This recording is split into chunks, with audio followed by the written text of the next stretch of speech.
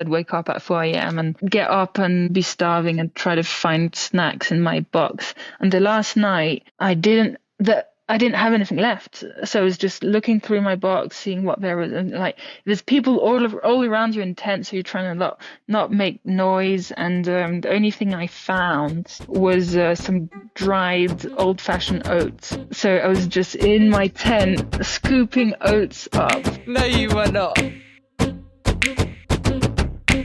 Hey everyone, thanks so much for the love on our first episode. We're so stoked that you're here and loving it. Don't forget to follow us on Instagram at Bonk Babes Podcast and subscribe to our YouTube channel, Bonk Babes Podcast. This week, we're joined by Cécile Lejeune to talk about her racing in the US as a French rider, croissants, her silly race day eating habits, Trader Joe's needs to come and sponsor her, flat bars versus drop bars at Leadville, Tour de France Femmes, and her journey with Red S. So let's get into it. Okay, what's up? We're live, episode 2 of the Bonk Babes. Sadly, we have no Esma this week because her husband had a nasty, sorry Esma, had a nasty crash. So sending healing vibes, first of all, to Robert. But instead, we have first guest of the Bonk Babes, all the way from Tucson, Arizona. Don't think she's there at the moment. We have Cécile Lejeune. Did I say your name right? Hello. Yeah, hello. That's fine. I'll tolerate it.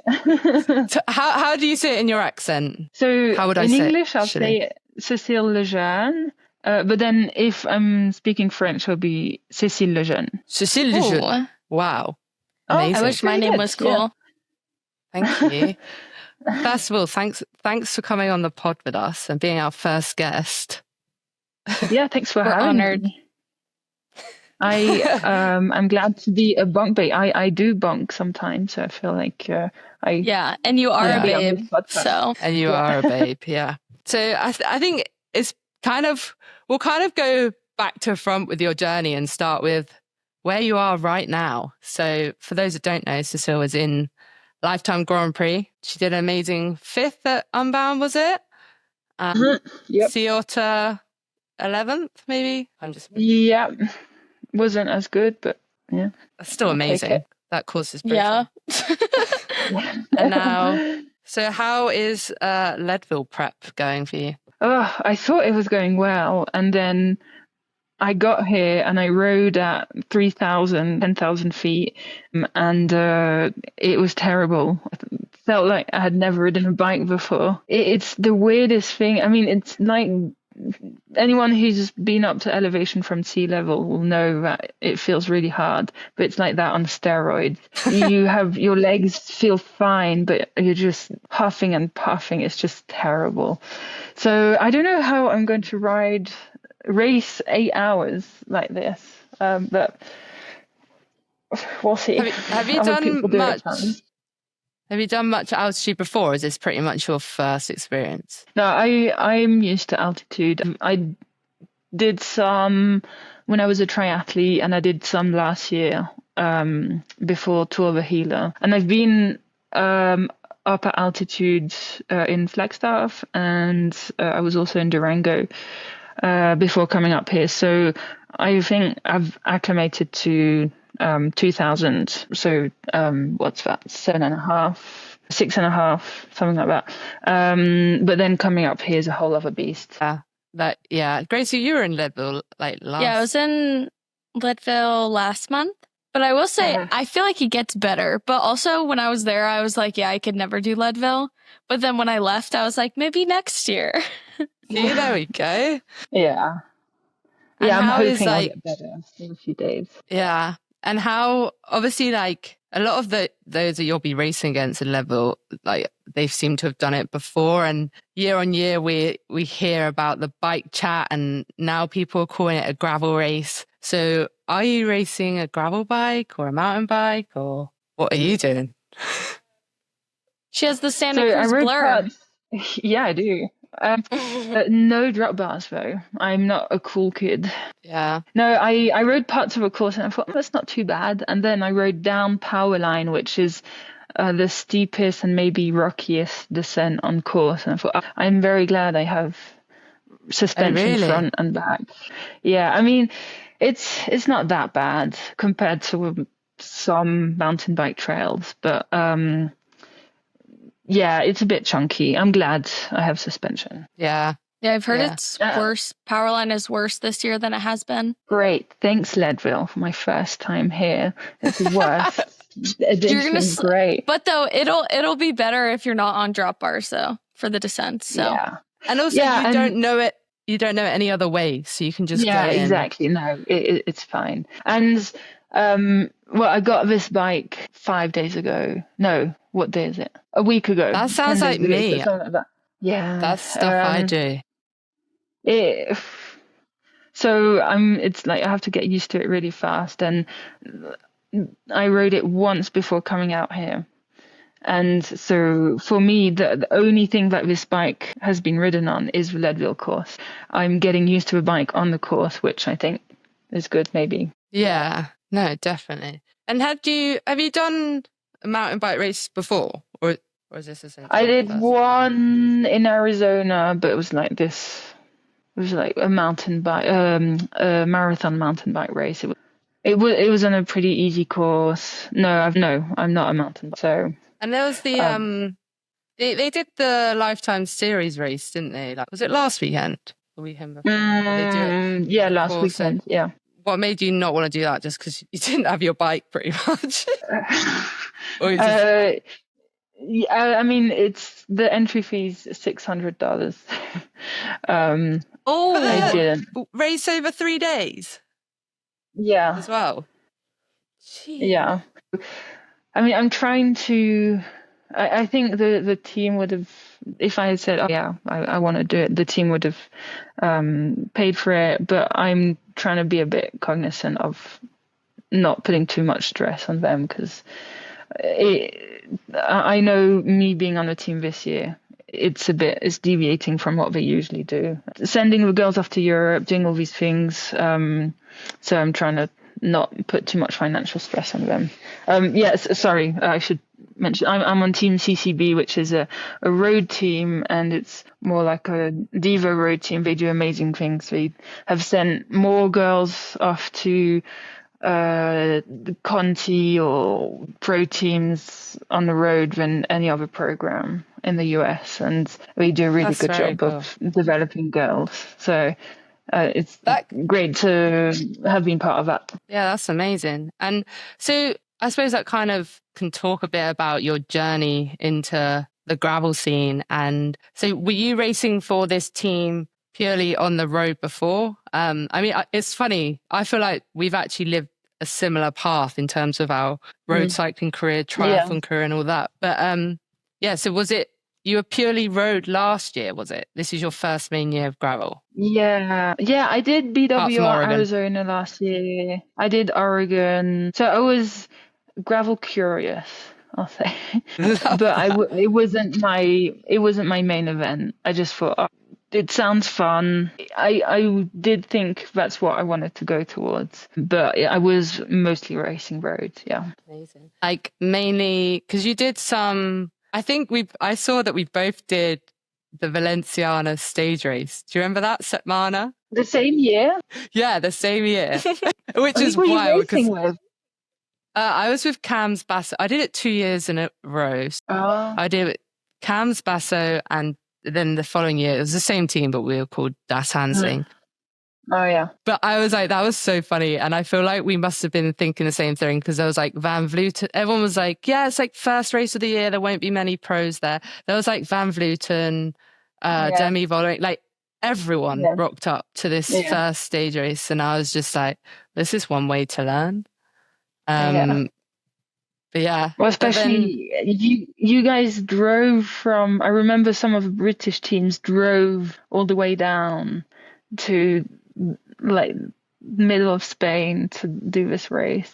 I don't know if you drove or if you flew, but we got the luxury of flying actually. But then actually what we used to do was do a training camp in Spain, because it was quite early in the season, and then go to that race, do the race and then stick around. But yeah, I mean, why did you decide to switch over to gravel? So part of it was that I came back to the US. I mean, I say back because I spent a few years here studying at Arizona State in Phoenix. And then I went back to Europe to race Conti. To try to race Conti. I was on some regional French teams, and then I got on some Conti teams, some Spanish Conti teams. And then in the meantime, I got married to my husband, to my now husband, and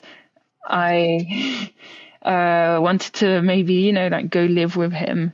So that's what brought me back to the US. And I knew I didn't want to live the quote unquote pro cyclist life in Europe anymore, because I wasn't getting amazing results. And if you don't, you're just on these small teams. You live with 5 other people in an apartment, and you don't see your family. I knew that wasn't for me, so I thought I need to, go and live with my husband. What I will just jump in there, because you were born in France, right? And so it'll be interesting to know, what were the opportunities like as a rider obviously they host the Tour de Femmes, Tour de France, the opportunities for you getting onto the road teams? Because I don't know, we see in the US and the UK, there's quite limited opportunity. And I was wondering, what were your pro Conti teams like? Or is it similar there? It's just pretty poor funded, get you to the odd race. I think it's changing. In France, there's this rule now that every Conti team needs to pay their riders a minimum of, I don't know what. They give opportunity, and you are paid when you get on a Conti team. So it is, they do offer some benefits to the riders, but maybe it means that they're able to choose the best riders now, as there's better conditions for them. But when I came back from the US, I just got on this regional team, saying they do great. They're really good at developing riders. And we did some French Cups, a few UCI races. And so that's how I got into that world. But I don't think being a French rider helps you get on any other teams, because they care more about your results. Yeah. Than if you are French. Yeah, that's fair. It's Though funny. They do have minimums. So. Oh, really? I don't know. I think for UCI teams, you need the nationality that's most represented to be the one of the country that you're licensed in. Okay. You know what is funny? I don't know. I feel like I can say this to you because you are French. But is it your mum that's English, but your dad's? Yeah. Have I got it the wrong way around? Yeah. So the French host this amazing race, and they're very supportive. But I feel like when you're riding in France, they hate you. I've done training camps there, Do and they the drivers throw croissants at you? Yeah, I wish actually. No, they just want to run you over. Honestly, even I did a ride this weekend, and you pass through France, and even as soon as you go from the Spanish border to France, the drivers just want to run you over. That's a dichotomy for me that I don't understand. They love watching the race, but then when they're in their car, they couldn't care less about you. So you do feel the same from your own country? Well, it depends That's where. so weird. Okay. That's kind of how it is I think that's how it is in Colorado, because there's so many people there, and there's so many cyclists everywhere. Yeah. That the cars are just kind of all over the place because they're so used to seeing cyclists all the time. Yeah.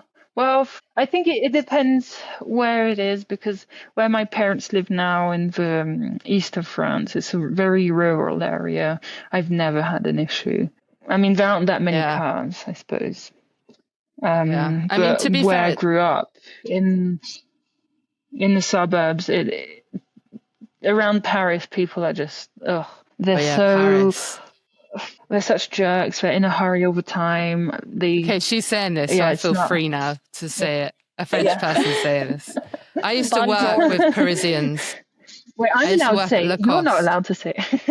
Okay, fine. Oh, But really? I worked at Lacoste, yeah, and the Parisians cracked me. Like, I was like, oh, okay, I'll just quit this job and go ride my bike and figure out how to get money. Yeah. Oh, that's jokes. So, obviously, we were together at Oregon Trail. I was dying. That was both our. Is it your second year, or have you done more than 2? No, this was my second year. And you were fighting with the famous Sophia. Most people know Sophia. She got asked to be on this podcast. Did she? Yeah, I invited her. Did you? She said yes. DM to be one of the Bonk Babes. She said yes. She didn't respond. Oh. But We'll try and get her on here. But you know what? She saw my message. It was actually, I have to say, like, she is such a talent, like a phenomenal athlete. And I actually do have a lot of respect for her because, let's be honest, she just says it how it is. Like, Cecile, honestly, we have to, on the time trial day, Cecile passed Sophia on the hill climb. So that means you put, 30 seconds into her, was it? Dang. Yeah. And then we get to the downhill section and Sophia's going, come on, Cecile, you go now. It's like, you go. I want to catch you. Like pretty much bullying you to go first so she could catch you. And you are such a nice person. You're just like, yeah, okay. But like, honestly, I look at that rate and like, what do you look back on it and like moments? Because I think you were over 5 days, you were a couple of minutes off of one of the best gravel races in the world. And do you look back at those moments and you're like, because I'm very similar, you're like, maybe I just need to be more Parisian or more like, I don't know.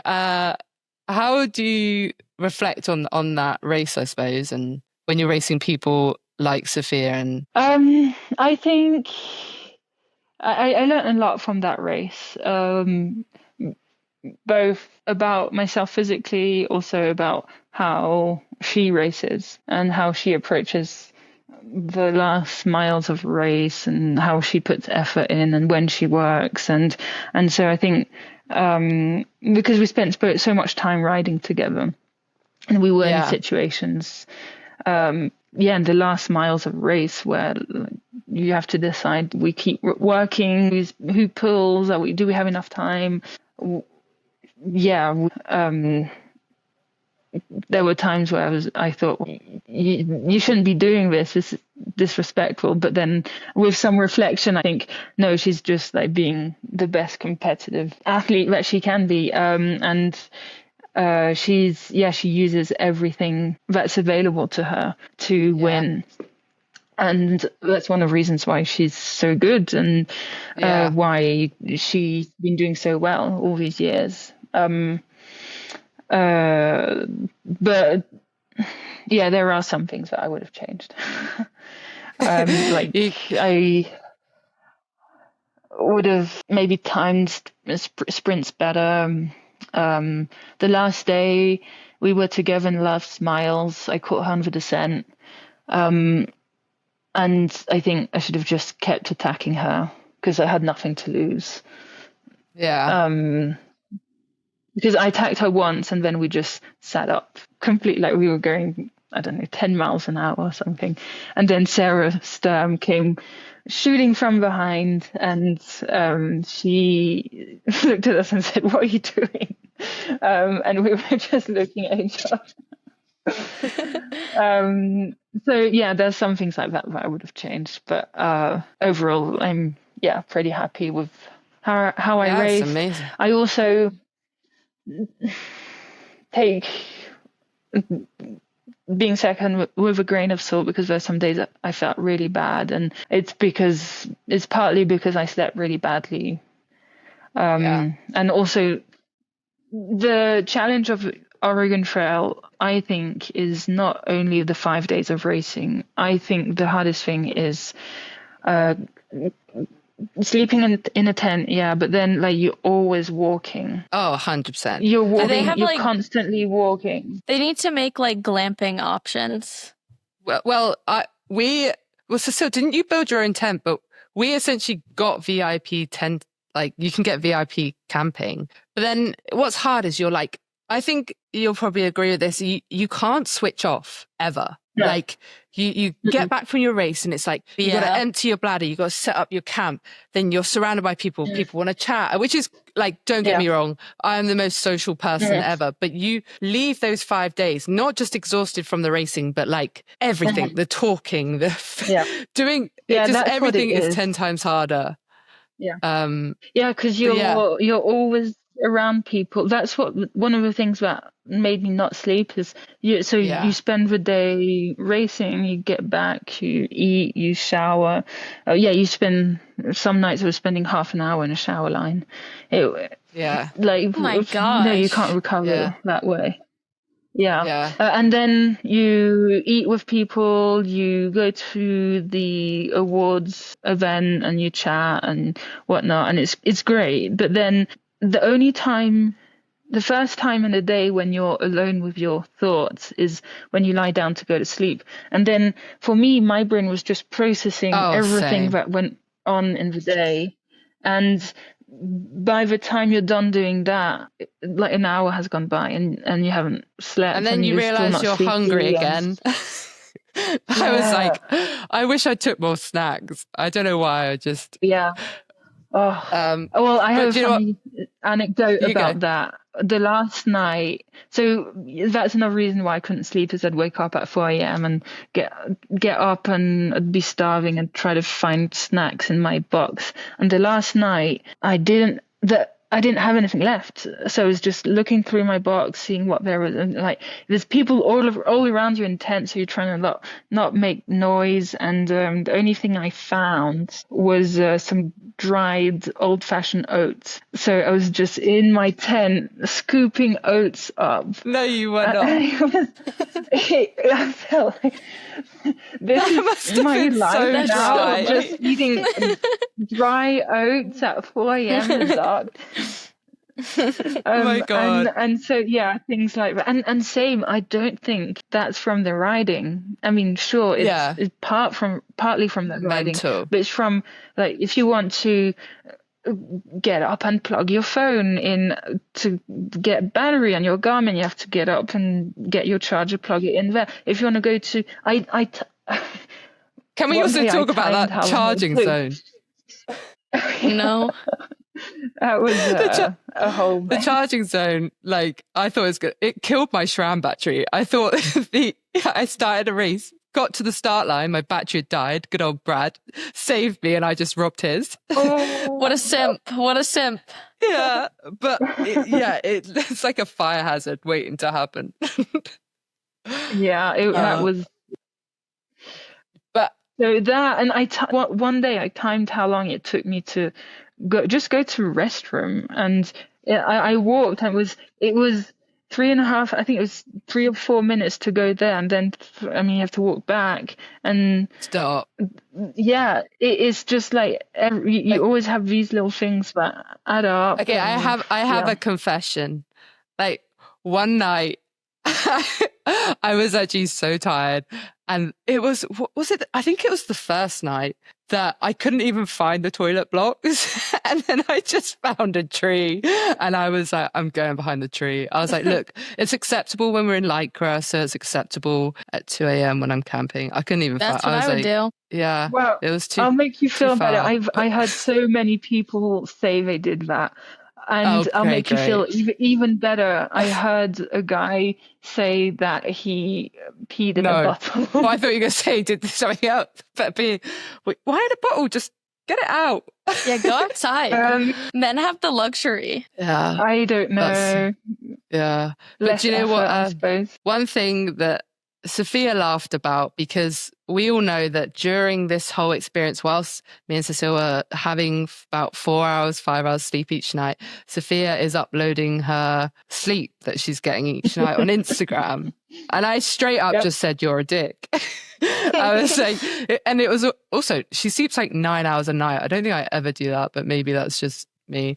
But she was like uploading her sleep score. So then after Oregon, I was like, I'm going to get an Oura ring. So I was like, you influenced me. I got one and then it's really telling me how shit I do sleep. But yeah, Oregon is something. But how are you how do you find Lifetime versus these events? Like Oregon or yeah. Well, the focus is very different from the organizer's standpoint. I think the goal of Oregon Trail is to create an event for the people, and pros just happen to come and race it. Whereas Lifetime, the bulk of Lifetime races is for the people, and quote unquote normal people didn't come and race, we wouldn't have races, and we wouldn't have our entry fees paid, we wouldn't have prize money. Our whole sport is funded by amateurs who love cycling and who love going to events. The emphasis is there's more emphasis put on the pros at the Lifetime events. That's maybe how it should be for professional gravel racing. Just because it's a really, they create a narrative and they make it exciting, and they do make it easy for pros to come to races, and they do a good job with it, I think. But there is a lot more pressure going to a Lifetime event, especially with the Grand Prix and with the overall. But that's part of sport. You've got to learn how to deal with pressure, and I enjoy it. So yeah, and I suppose as gravel kind of grows, the kind of more professional it has to get as well. So, have you done any of the UCI stuff? No. UCI gravel? No. Do you plan to or not really? Not this year. I was thinking about it to try and qualify for Worlds, but then because Worlds was going to be in France, and then they changed it, and then it was going to be one of those in Nice. Yeah, it wasn't very gravelly. Oh, well, there was one section. Well, they don't. Well, gravel in the US is just so different. I think just because of the nature of the roads. I don't think there are many gravel roads that are unbound or. What about your nationals? Just so different. Do you have French nationals gravel? Do they do that? Yeah. I don't know about this year, but I know last year they cancelled them. Why? I think the federation just doesn't care about it. That's fair enough. The road is so big there that they don't need it. And I've never. I don't know anything about the gravel scene in France because I started when I was here, so I've no idea. And I think the big players come here to race, like Axel and. That's true. I think that's it. Yeah, I suppose national champs would be you and Axel. Yeah. I don't know. I'm sure some road riders would come and race. You have just had French winner of the Tour de Femmes. Yeah. Do you say Tour de... All the British commentators say Tour de Femme. Do you say Tour de Femme or Tour de Femme? Tour de Femme. It is Femme. French is weird. You'll pronounce letters the wrong way. There are half the letters that you don't pronounce. Croissant. Grace just wants to talk about croissant. Croissant. Is Pauline is she from around your area or not? No. It's funny because I went to this boarding school in the Champagne area. And it was the same high school she went to. She grew up in that area. Yeah, that's very cool. Maybe so. There's never something really in the water there. Yeah. Well, it's for champagne. You drink champagne. The champagne makes everyone better athletes. Yeah, everyone's drinking this cherry tart juice, and you're just drinking champagne in your bottles. Yeah, that's the trick. That's what will help Dylan not get 17th. He just needs to drink champagne. Yeah, exactly. Now, so you're probably aware of Dylan and all his aero chat. What is your verdict on all the aero equipment and aero awareness? Dorkness. Are you just do you think boobs are aero? Yeah.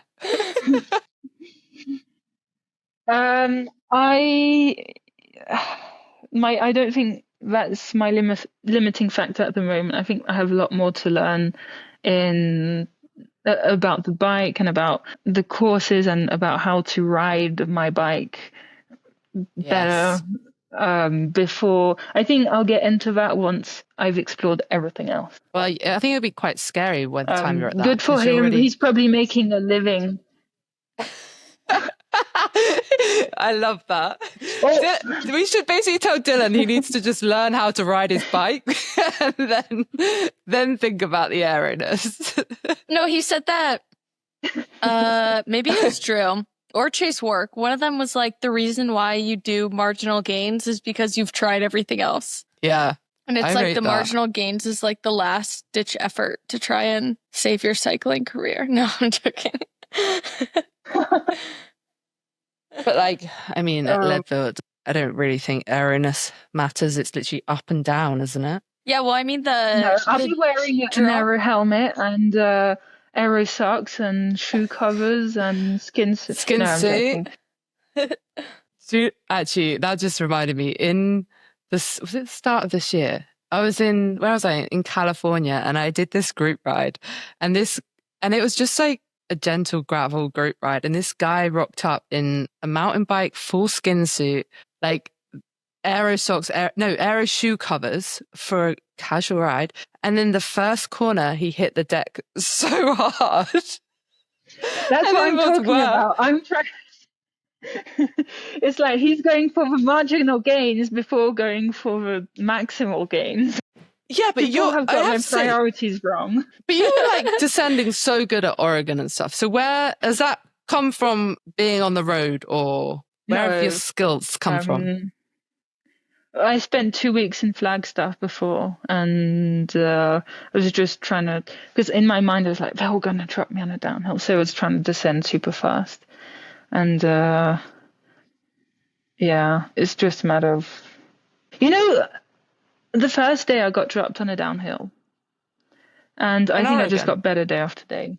Yeah. Well, and Sophia's a really good descender, so that's impressive that you caught up to her, because she does all that dirt bike stuff too. But she's always uploading that she's like getting the top 3 with the guys on her times. Yeah. Yourself. Well, she did put 30 seconds on a 7-minute descent on the Enduro Day at Oregon. So I mean, she is insane. Like, it's very impressive. Like, do they have dirt bikes in France? That's a thing, right? Yeah, like I think they're pretty good. My dad used to do motocross. Maybe that's like the key to being better at descending. Maybe that's what I need to do. What, like motocross bikes? Yeah. Oh, cool. Is that what you're going to do, Grace? It appeals to me at all. Yeah, I have a state forest right here. I can go. Well, I crashed on a quad bike. I mean, when it I was does young. make sense. I think if you had an e-bike. Yeah. Sorry. An e-bike just racing full stop. Well, if you don't have to worry about being able to go over features because of your legs, like an e-bike, you can just do skills at speed without worrying about going too hard physically. So I think e-bikes. Well, though I think a lot of trails don't allow them, so I don't know. Yeah. Well, it was just mental, wasn't it? Did you guys watch the tour yesterday? Obviously, the final stage, and Sarah Giganti, like a phenomenal climber, but then literally losing second on GC literally because of the descent. That's just horrible. Yeah, that would be me. I always get dropped on descents. They just descend. But though crazy. She's a good climber. You are too. Back yourself. That was a cool stage to watch, though. Although I suppose for you girls, is it like the middle of your night? I don't know. No, it's 11 a.m. Yeah. No. When the tour was on. Oh yeah, I suppose it's in the morning yesterday. Yeah. So you literally wake up to the good bit because that's good. Yeah, I do. Yeah, I think pro hours. For me, it turns on at like 9 a.m. Yeah. Say that again. It's the pro hours. You wake up, watch the tour, have breakfast, and then go ride. Dream. Living your life. It is nice. I mean, I don't know what I'm going to do now because I've been doing that for a month, and I'm just so lost now. Maybe I'll have to start being productive again. Does your husband follow you? So you ended up in Tucson because of your husband, or school, and then you met your husband. So does he, because I mean, we all know what it's like, life on the road racing, you're just like everywhere. Does he come to a lot of your races, or are you just... He came to BWR Arizona. And then I thought, it'd be fun because he works at the U of A, he teaches at the U of A, so he has the summer off. And I thought, cool, we can go travel the US and do races together this summer. And he said, no, I'm going to go and travel in France. Stop. So he's at my parents' house at the moment. My gosh, wait, that's epic. That is so good. So he was like, I could watch you go up and down a climb, or I could go travel your country. Well, he went to see the tour. He in the town that my parents live in, there's this post-tour crit that they put on, and it's like everybody knows it's they fix the results, but everybody's excited anyway. Is that when Wout beat Jonathan Milan? That kind of crit? So, yeah. So it's fixed. Maybe I'm not supposed to. I don't know. I think it's obvious. No, it's out. I legit beat. I don't know. You got. But I am British and we're very gullible, so yeah. Maybe I'm lying. No, that would sound a French thing to do. No, so he's having the time of his life. Love that. But I mean, I think it's for last year. He'll have the summer off, so he wants to go, like, make the most of it. And nice. Yeah, he would just have been like sitting around, and maybe, I mean, I am in nice places this summer, but yeah, he's really enjoying it. So good for him. Yeah, and I'm always on the road, so I can't really say no. You need to stay with me. Like, he should. Yeah. Wait, so if he's in France right now, then who does your like feed zones and support? Like, do you have a bike mechanic or any support at the races? No, I just find some friends who. Or make friends. The privateer life. Privateer life. Yeah. Yeah, because my team, they're actually in Europe too at the moment. They're doing all the kermesses in Belgium. They're doing so good, actually. They podiumed 3 times or whatever, and they won one of the kermesses. They're doing awesome.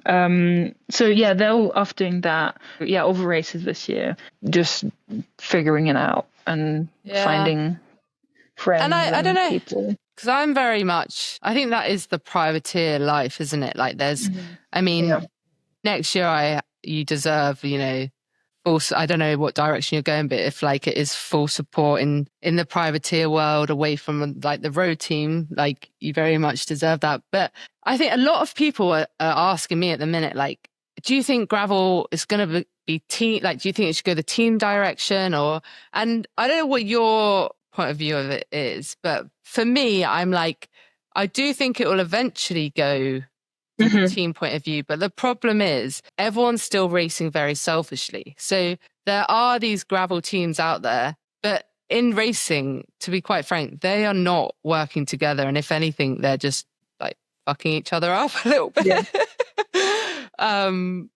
So I mean, I don't know what your take is on it. I think you're right, and I think in order for teams to be beneficial to each other, people have to realize that it has to be the road racing approach. Yeah, you give up your race for someone, and you accept that.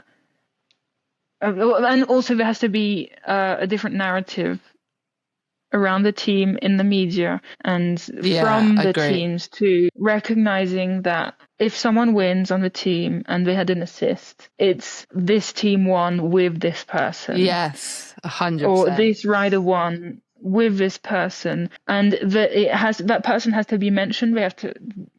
Because otherwise, why would you ride for this person and get dropped and maybe not finish a race if A, you're not going to have financial incentive to do that, and B, you're not going to have recognition. You watch the tour, Marianne Vos, she won a stage, she was in yellow, and she said from the start, no, I'm riding for Pauline. Exactly. It's not like it's and maybe it's because she knows she can't do the mountains, whatever, but that's just like, it's just so understood. It's part of road cycling. That's the way it is. And we're not there in gravel yet. I think we'll get there, or we'll get closer to there. But I think if teams want to use their riders, and if teams want more chances to win, because like, you can't ever be assured of winning in a race. If you want more chances on your side, you have got to have everybody on board. And I'm not seeing anyone do that at the moment. That makes sense. That's more like kind of like soccer or football, I guess, when a player assists and then they get the credit too for it. Yeah, 100%. Well, it's just the road racing dynamics coming across the gravel. But I think, until I suppose also there's, I don't know, an incentive like prize money where it's enough for teams to share, because like all the races, like just being frank, the US have a way bigger budget than any European race, so like everyone keeps slagging off well, it's funny, Lifetime slag off gravel earth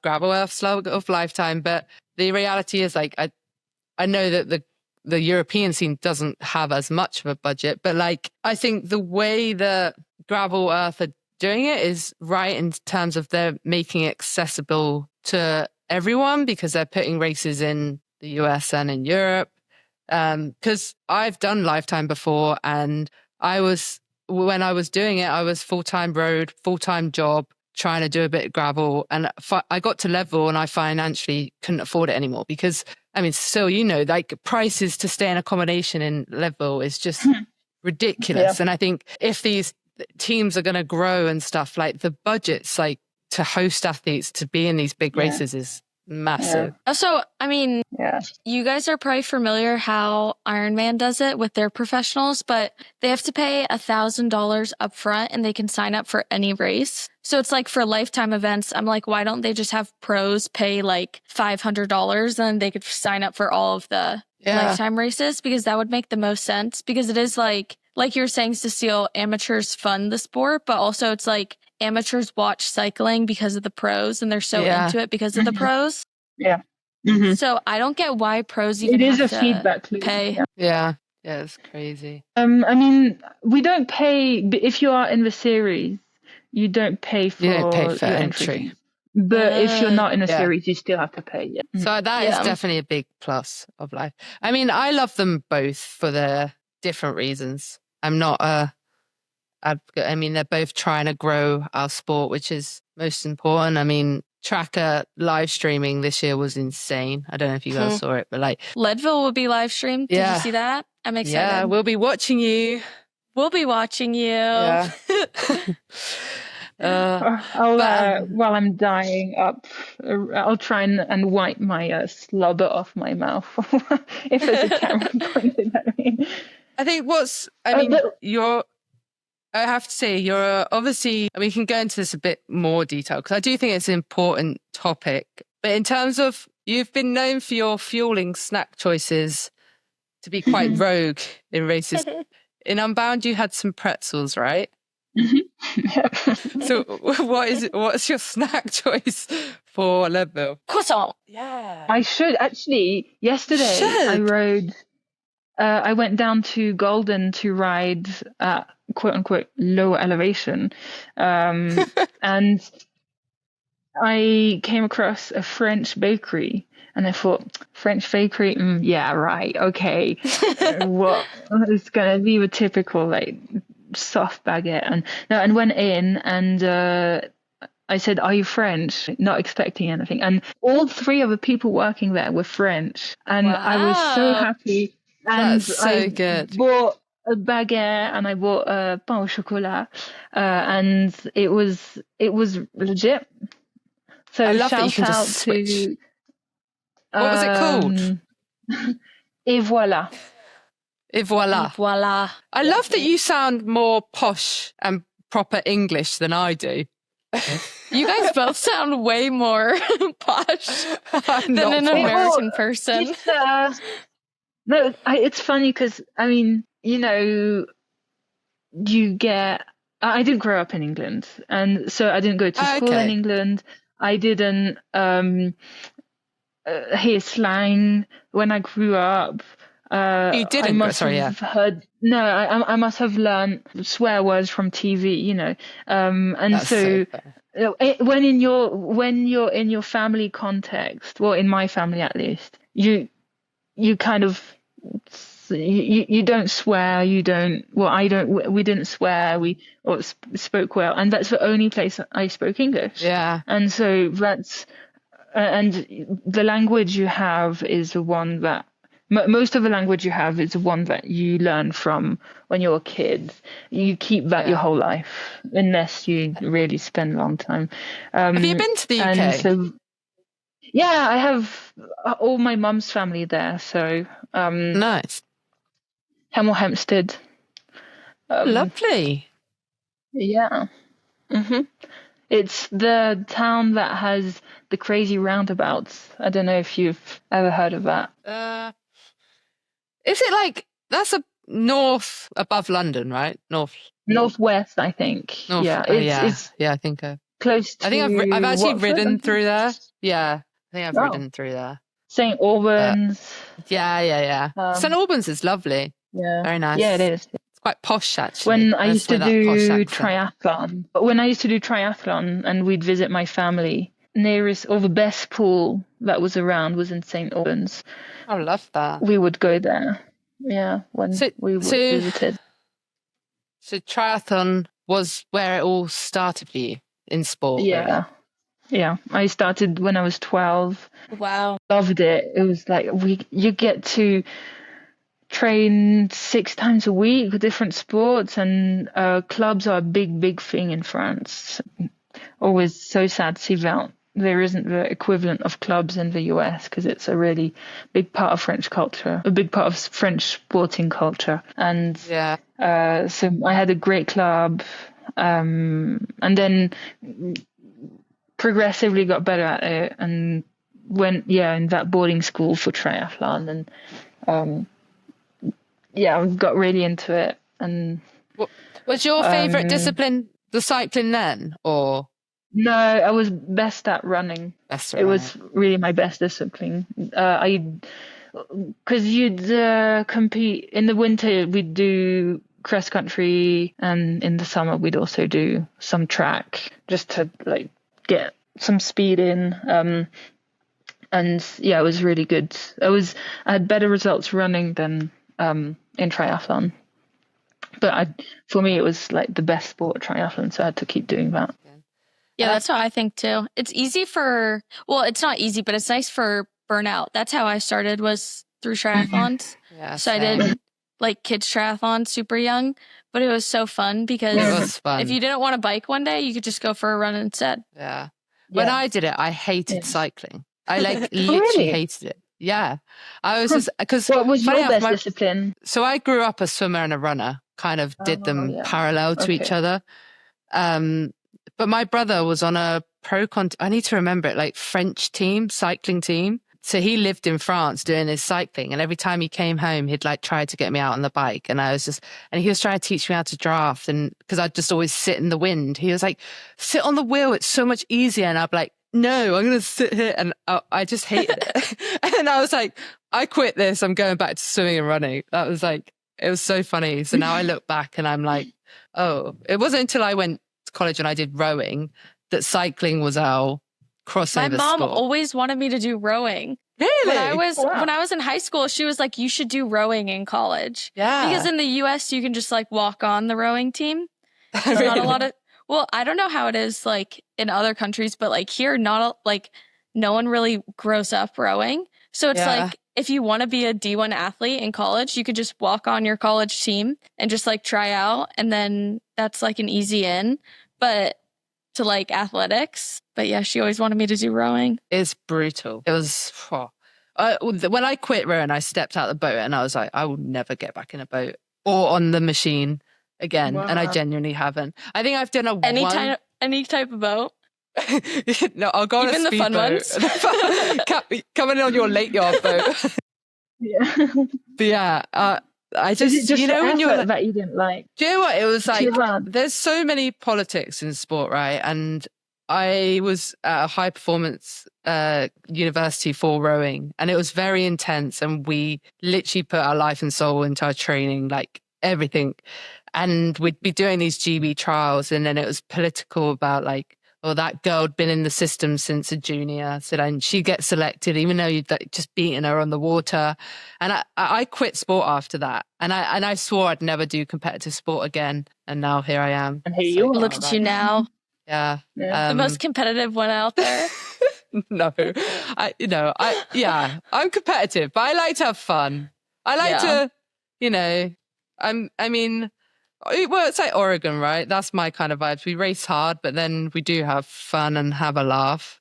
I was going to ask you, between the Lifetime races and the Gravel Earth Series ones, which do you feel like there's a different vibe between the two? Oh, 100%. Well, do you know what's funny is I think as gravel's evolved, the vibes are also changing around it, which, this big conversation, spirit of gravel, is it dead and all this? Like, I don't think it's not dead. It's still there. It's very much all these amateurs that are still able to come and do the same races, same distances that we do. But it is getting more intense because people are making careers out of it. And Lifetime did Call of a Lifetime, a series on YouTube, which they don't do anymore, which is quite sad. But I went into Lifetime totally blind of like what I was doing. I had no idea. I just heard the big names of Sophia and Haley who I was against, and I was like, oh God, what am I doing? But genuinely, they are the ones that helped me doing this. When I got fourth at Unbound, so this is when I say we've done a very similar career. My first Unbound, I think it's almost better when you're a bit unknown to it. Like I thought I was racing 200k up until 3 weeks before, and I found out it was 200 miles. I was so clueless, and everyone's like, but it's Unbound, you're gonna have this many flats and this, and I was just like, yeah, I'll just run whatever tires. Like just kind of got on with it. Love it. Seeing how professional the Lifetime, like when they were doing the film before, and how you're packed, and like it is a very professional setup, and that was all pretty eye-opening to me. And to be honest, it was after I started doing Lifetime that I started looking into the European events more, and that's when this Gravel Earth series came along.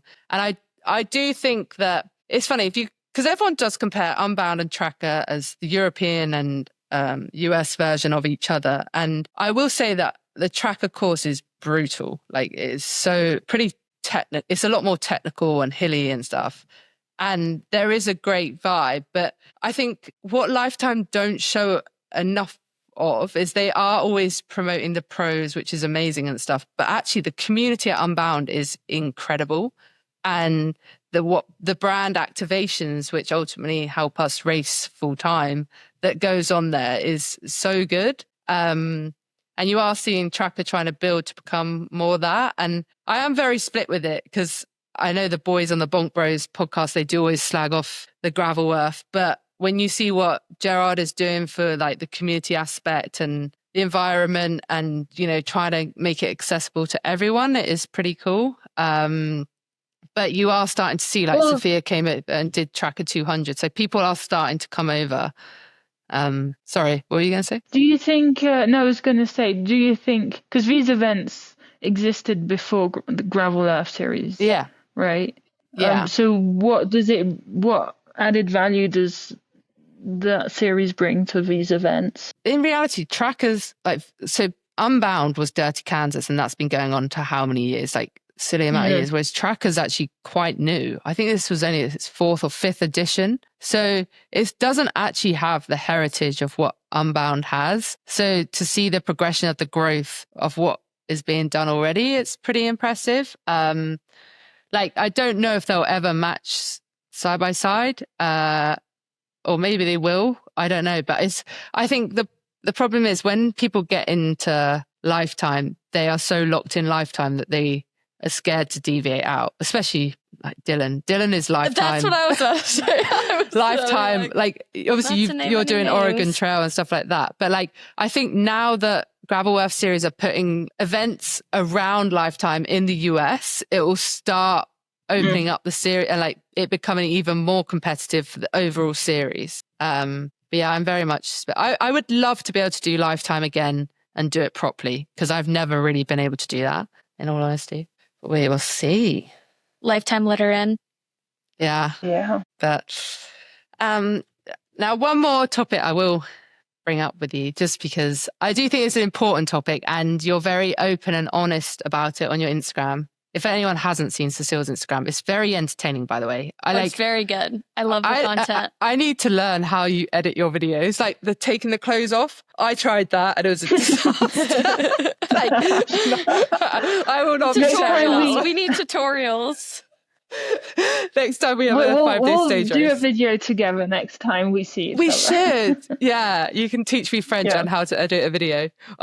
But you are very open and honest about talking about Red S, which I did want to bring up because, I mean, I personally have struggled in the past with eating problems, and I think it's a really important topic. And that I think it's important that you said that, you know, everyone just associates it with women, but it's actually in men as well. And I just wonder if you could just briefly tell us about how you were aware that you had Red S, because I think that's the most important thing. I think people carry on training or racing or going through life without knowing that they suffered with Red S. Yeah.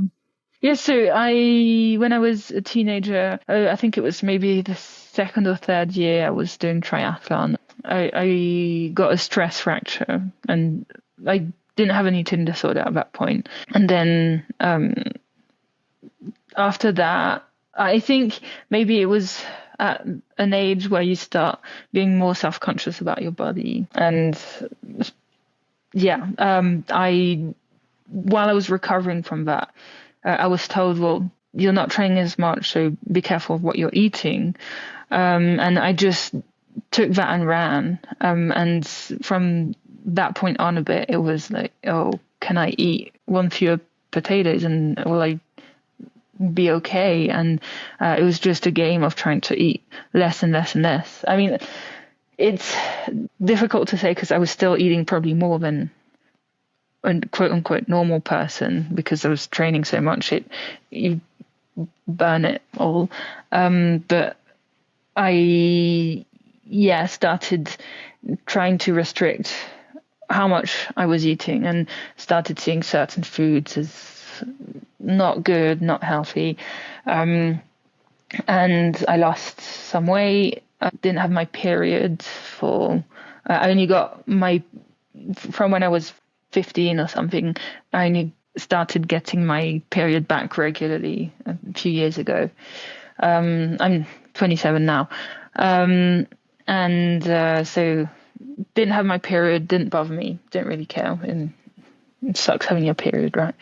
And then I just kept getting injury after injury. I just kept getting stress fractures, and I was told, I mean, I knew I was restricting. It was a conscious decision to restrict my eating. But when you're in that pattern, people can tell you anything. And as long as you're not, for me, as long as I could keep running, I was still getting injured, but like I kept coming back and I kept getting stronger at running. So for me, it wasn't a problem. And people kept telling me, like you should really pay attention to your weight, and you should try to put on weight. You can't eat as little as you are. And I was getting DEXA scans because it was strange to the doctors that I was getting all these stress fractures and reactions. And when I was a teenager, even at that time, they told me, yeah, look, your bone density is super low. It's not good. It's not sustainable. But saying nothing was a problem. Like for me, I was still running. I was still competing. And in my mind, it was fine. And it was only so I ran well enough to get a full ride on the cross country at ASU, and only then, in the first month, I crashed on a ride. I fell, on a run, and I cracked my femur, and they told me, saying we're going to get a DEXA scan, and they realized my bone density was super low, and they thought, okay, well, we'll build you back up, you'll try and get your period back and all that. So I tried to put some weight on. I didn't really want to. It was just showing them that I was trying. And when I came back from that, I ran 3 times and had a sore lower back and sore heels. And they said, okay, well, we'll get some MRIs done, and cracked heels, both of them, cracked tailbone, sacrum. And then they told me, like, look, you can't go on with this. Like, you'll never be able to run again. Like, and for them, like, I'd just been running for 1 week. It really wasn't normal that my body was breaking down like this. And they said, like, look, you'll never be able to run again. Here are some, and the doctors were telling me this. If you're ever able to run 10 miles a week in your life, it'll be a success. And they told me, you should medically retire. I had no idea what that entailed or what it meant at that point. They just put papers in front of me and they said, you need to sign here. Now I know that if it should be your decision to medically retire. The team can't force you. They can't kick you off the team unless you do something terrible. But like the way they put it to me, I thought it was. I thought I didn't have a choice, and so I signed the papers. I was able to keep my scholarship. It's just that they were able to allocate my scholarship on the team to someone else, and I think that's why they didn't want to keep me. It was to be able to get someone else who maybe wouldn't get injured every 2 months. During this journey, was any coaches or anything saying the reason this is happening is because you're not fueling your body enough? Or was it just constant focus on you've got another stress factor? No, people did tell me, but I just chose to ignore it. And I think that is one of the problems with Red S when it's associated with an eating disorder, because it's such a complex issue where people, I didn't want to change the way I ate. I didn't want to change the way I looked. For me, I'm sure if I saw myself now, I would think that I'd be way too heavy. My metrics were like the way I looked, but also my performance. And I really thought, if I put weight on, my performance is going to go down, which now I know isn't necessarily true. Yeah. So, I think whether we like it or not, I think there's, as athletes, there's so much, it's the way our body looks, the way our body feels, that comes into play with a lot of our decisions around food. I think the only metric, the things that we should be considering and finding important when we are making fueling decisions are performance, but performance over a lifetime. And that looks like the way you're going to perform at this race and at your workout, but also performance. It could be just life performance when you're 70, being able to be independent and not break a bone when you fall, if you fall, and not falling because you have good reflexes and you're strong enough. That, I think, is also performance. And being able to have that in mind is very important. And do you think it's hard for young girls? Because I can very much relate to this, because there's this stigma around elite sport that to perform the best, it's power to weight. You have to look a certain way. And I don't know if it's when you were young, you're watching the girls run on TV. They've all got six packs. They're shredded. Like when I used to row, before we got tested, every time we got on the scales in front of an old guy, he'd write down our weight. Then and then even at university, our weight would be written on the board. And it just, like, it's almost like your mentality, like being in this environment makes you obsessed with it. And then going into COVID, our racing stopped. So it was Zwift racing. So it was all about power to weight again. And it's like, would you say that kind of environment led you down that way? And like, how do we stop young people that are trying to get into elite sport or to do it the right way and not, go down these paths? Yeah, I think that's part of it. And I think one of the big problems, and we're only starting to understand it, and it's only starting to seep into everybody's minds, is the body differences between men and women. Men, I've heard so many men say, "Oh my God, she's so fat, like she's not even trying," and it drives me mad. Because A, like she might not be performing her best if she was any lighter. B, that you don't lose weight in the same way as men do as a woman.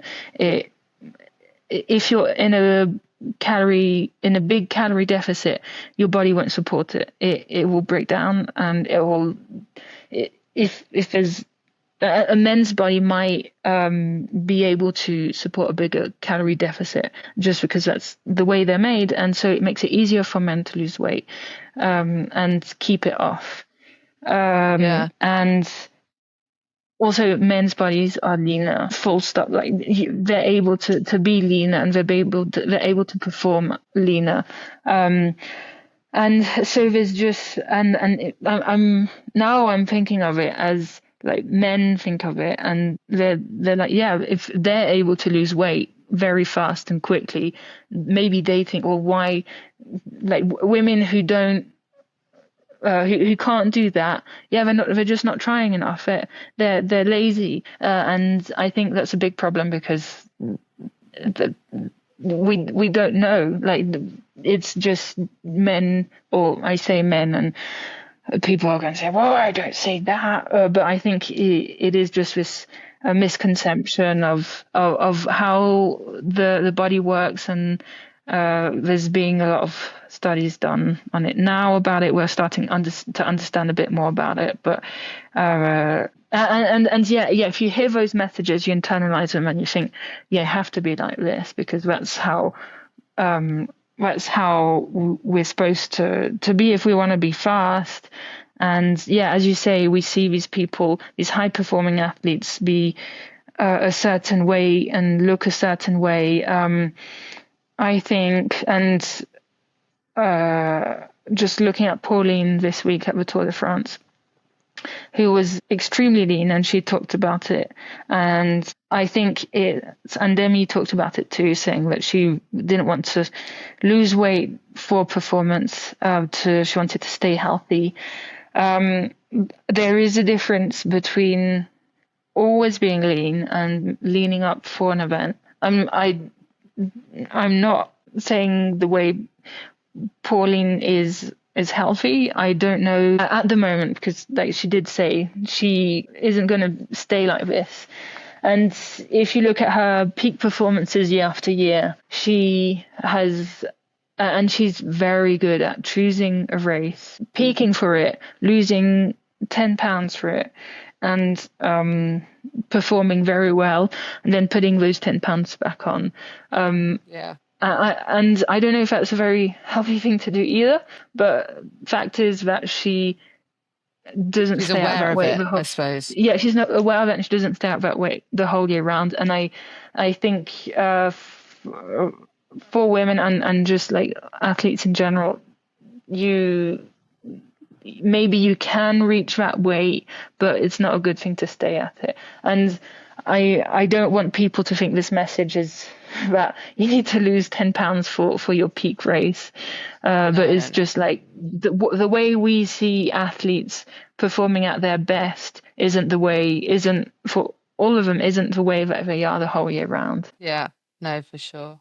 Fuel your body. Yeah. Super important. Yes, exactly. Yeah. And now your favorite snack. What is it? Scandinavian fish. Oh yeah, Scandinavian swimmers. That helps me to not be a bonk babe. Yeah, from Trader Joe's. From Trader Joe's. I think my favorite are the sour ones. They're very good. The green bag. They're not in gas stations though, are they? What would no, they're at Trader Joe's. Only at Trader Joe's. Yeah, and I've been in Durango, and then now I'm in Leadville, and neither of these towns have Trader Joe's. And so I've been craving Scandinavian. Yeah, I know. Well, it's really anyone's small. coming to Leadville, bring her some Scandinavian swimmers. Yes, please. Yeah. maybe we'll have. I'll text Dylan to bring you some. Yeah, because he's in Boulder, I think. Yeah. They have. Yeah, I think Boulder has one. Yeah. I will. No, and I actually need to find someone to bring me some because I'm planning on using them for the race. Okay, this is essential then. That has got into someone listening. But you use gels as well, right? You're not just pretzels and Scandinavian swimmers. Pop-Tarts and no,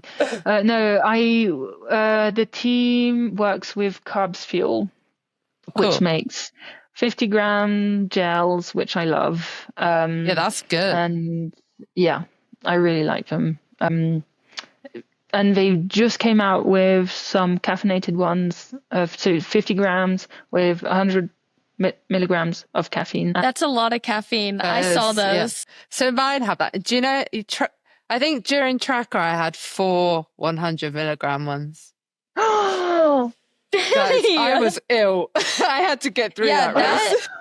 That seems like that would hurt your stomach. Yeah. No, it's all right. I love coffee. I've had to limit myself. But do you know what? I weirdly never train with caffeine gels. I just have my 2 cups in the morning, maybe 3, depends how tired I am. And then oh my gosh, that's my limit. Yeah. I actually wake up excited for coffee. Yeah, I normally have 4 cups, 4 to 5 cups of coffee a day. That's decent, Grace.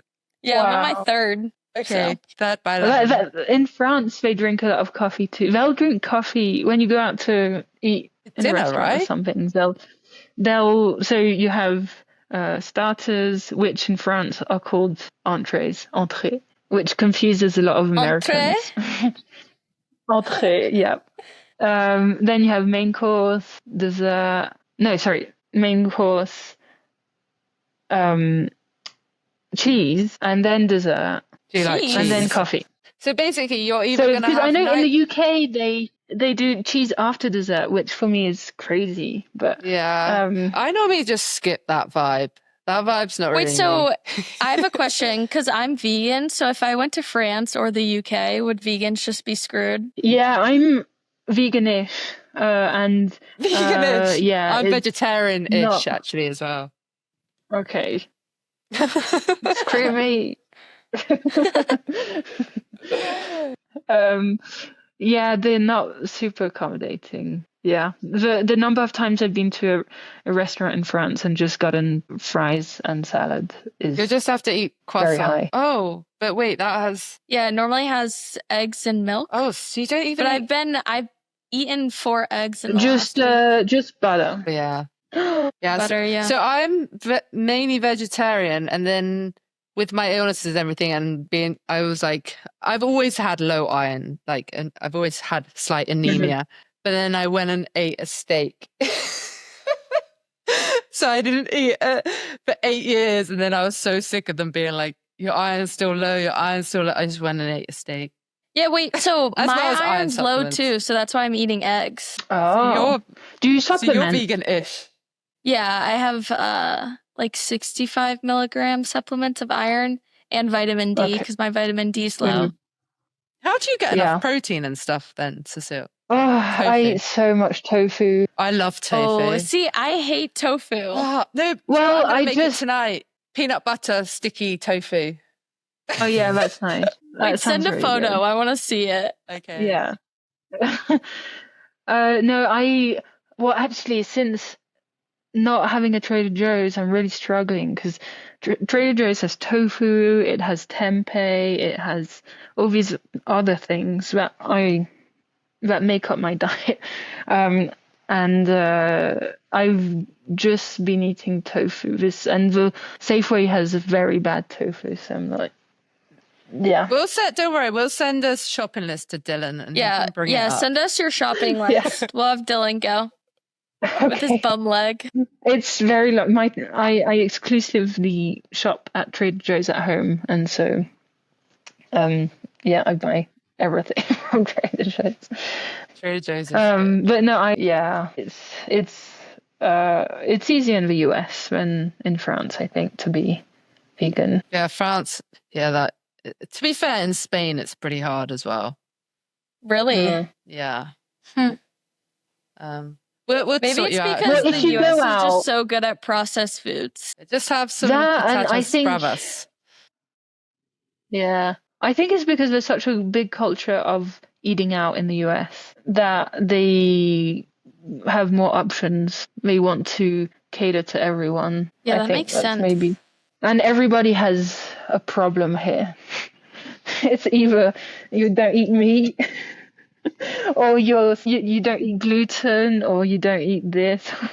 So you don't have like traditional French bread because it's got butter in it, right?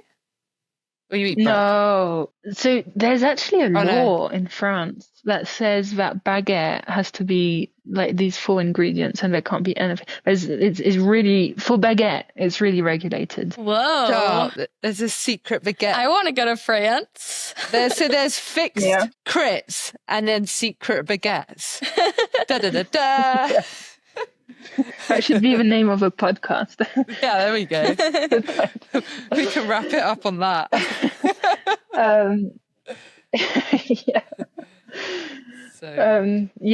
The French state is all controlling on bread, and that's cool though. It prevents bread to turn into American bread with sugar and all this other stuff in it.